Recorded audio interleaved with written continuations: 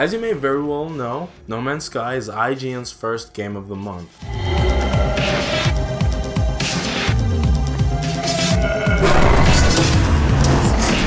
And in normal fashion, they've been releasing tantalizing tidbits of information as the month went by.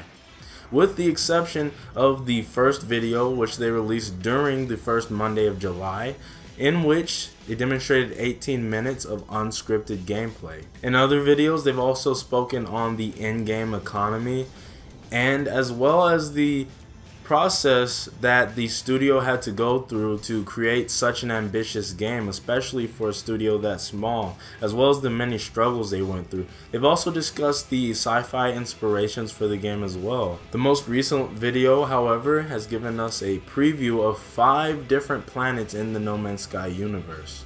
Everything from a hot, swampy, rainy planet, which was explained to be that way because of its positioning in the solar system relative to its own sun, to a lifeless yet resource-rich planet where the best goodies are hidden to the naked eye, but once you upgrade your tools and do a little scan, you can find and extract those resources. In the video, Ryan McCaffrey explained that the planets that are farther away from their respective suns are likely to be cold and toxic to life, including the players. So that means that the players will have to upgrade their ship, upgrade their suits, so that they can brave these harsh environments safely. I really appreciate this video because it demonstrates the diversity in the game. A very fair and common worry about this game is, of course, the repetition being procedurally generated.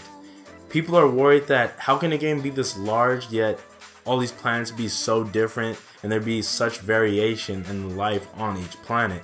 And this video, even though only demonstrating 5 planets, which is nothing in comparison to the 18 quintillion other planets in the game, still gives you a pretty rough idea of just how vast this universe is and how varied these planets are from each other. And the key word here is procedural. I hear a lot of people saying or calling it random generation. It's not random. Procedural is with procedural generation, there's order to everything, how everything's being created.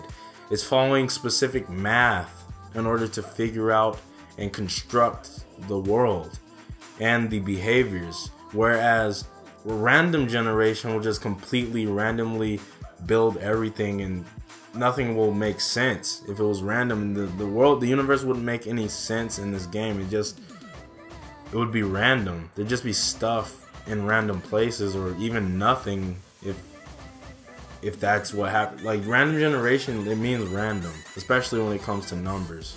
But I have to admit, this video was very reassuring because even I had my doubts as to how varied this game would be.